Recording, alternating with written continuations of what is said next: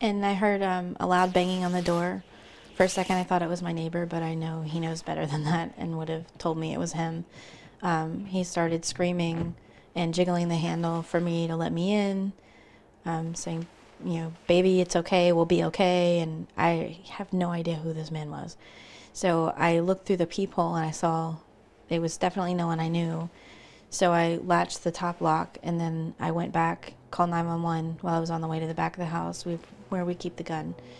And I got the gun out and I came back in. I heard a noise. By the time I got to the edge of the hallway right there, he was in the house coming at me. So I shot him. And so he got in the house through a window, right? Through the window in the playroom there. The front window right there? Mm-hmm. So y'all had it repaired already, huh? Or is that he kind of makeshift fixed good. it. I won't put that on that one and jeopardize. But so he got in through the window. Did you hear him getting in? Yeah. It sounded like a crash. Okay.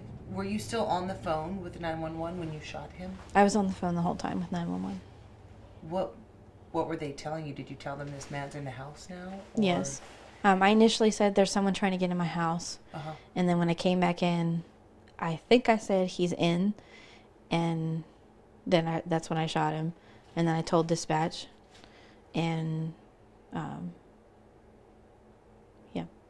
What did dispatch tell you when you said, I shot him? They seemed a little confused, which is understandable.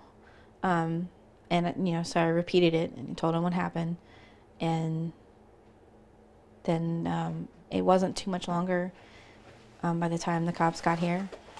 And I told him not to move. And I set the gun down on the counter and I went outside, you know, with my hands up to greet the police officers. And they came in and did their thing. When you saw the man and shot at it, I had to be split second. Mm-hmm. What did you see prior to that? What did he look like? How threatened did you feel? I mean, he was coming at me, and I think he was yelling, but it's one of those things where it was so fast I don't know. But all I know he was coming at me, and I knew if he got past me, my daughter was in the back room, and that was not acceptable. Your daughter's little. 2.5. Did your daughter wake up? Did she? She woke up when she heard the shots, and I yelled, "Mommy's okay," and she seemed okay for the moment. Did you bring her? I mean, the man was laying here. He was actually laying over there.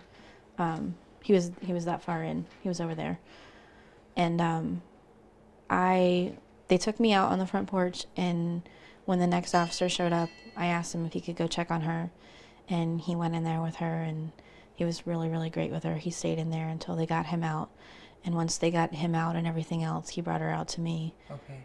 You didn't want to bring your daughter out and let her see this man. No. Because I'm sure, I mean, he was not in good shape. Was he moving anymore after you shot him? Or he was still talking nonsense. What was he saying? Something about, I had opened the door so I could see when the police arrived, and he said something about they're still coming after me. Shut the door. They're going to kill me. So I was trying to get information from him about what he was saying, but it wasn't making any sense. So I just left the door open because Newport News said that the officer was almost there.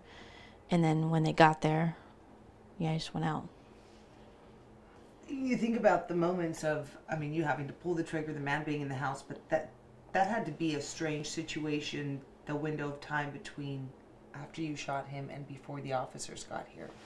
Were you still scared? Yes.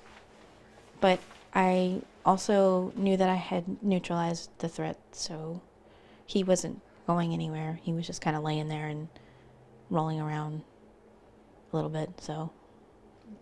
Did it scare you what you saw? I mean, did you I don't know how much training you have with a gun.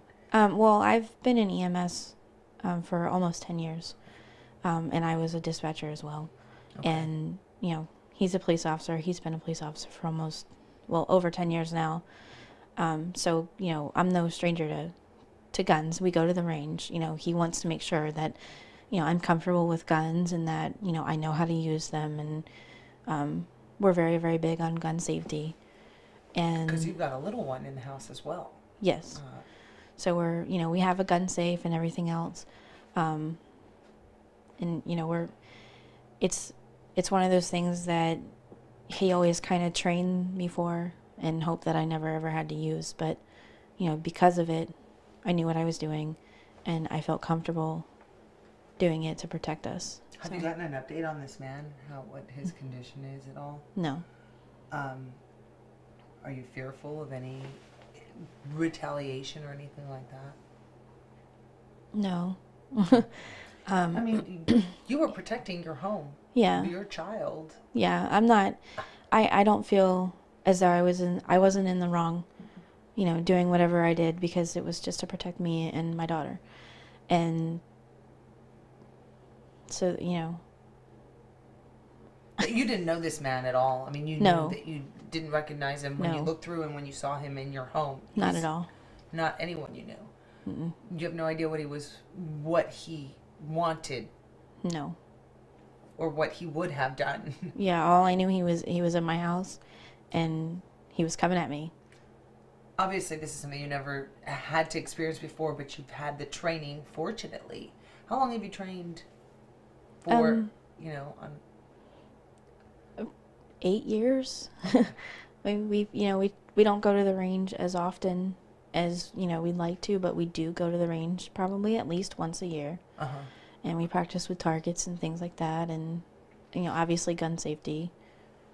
Did you, having never been, and hopefully never having to be in a situation like this again, when you went, I mean, the guy banging on the door, sounds like, I mean, everything was split second.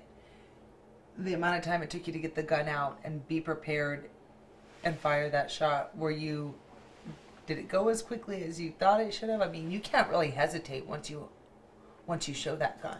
Yeah, once I knew the way he was pounding on that door, I knew that he was going to get in the house one way or another, which is why I immediately called 911 and told him what was going on. And I got the gun because I knew that, you know, the cops would get there quickly, but they may not get there quickly enough. And I wanted to be able to defend us. And you did. Yes. What's on your mind today? Still a little shaken up about it. You know, it was a pretty traumatic incident. So. Is there anything you'd want to say to this man? To his family? To any, I mean. Yeah.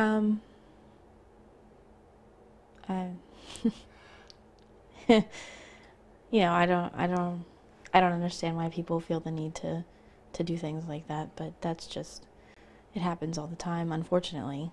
You know, you never think that it would happen to you.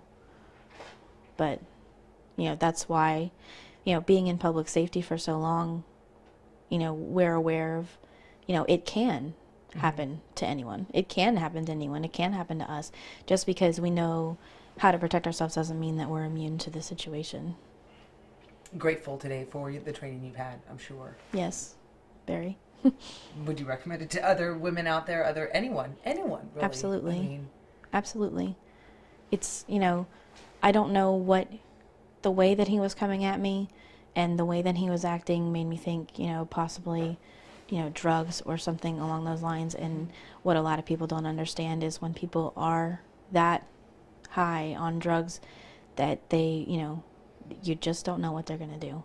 And had I not been able to protect myself, you know, with the gun, I don't know what he would have done to me. I don't know what he would have done to my daughter. There's no telling, you know, but I'll never have to find out because I stopped the situation. Yeah. All right. And I'm sure your training and your husband has told you, once you pull out that gun, because he may have a weapon, you can't hesitate to pull the trigger. And I didn't know. Everything moved so fast, I didn't know if he had one, if he didn't. It didn't matter. All that matters is that he was coming towards me, and behind me was my daughter. Did you tell him, stop, I'm going to shoot, or did you just shoot him? He was already in. You know, I don't know. To be honest, I was on the phone with dispatch the entire time, but I'm not 100% sure what I said. But like I said, all I know is that he was in my house, coming towards me. And to me, there was no need to tell him that, because like you said, once you have that gun out, you don't know. So, yeah. and it's my house, and it's going to be me, or it's going to be them, and it's not going to be me. What did your husband say when you were first able to call, or did he hear about it before you were even able to talk to him? Well, I was a little distraught, and I had one of the officers call him from my phone. So he didn't know specifics. He just said that, your wife and your baby are fine, but you need to come home right now. And I don't know. I can't imagine getting that call, because I always imagine myself being on the other end of the situation and getting that call. But I can't imagine what was going through his head. And I know that he's proud that I was able to protect myself and our daughter.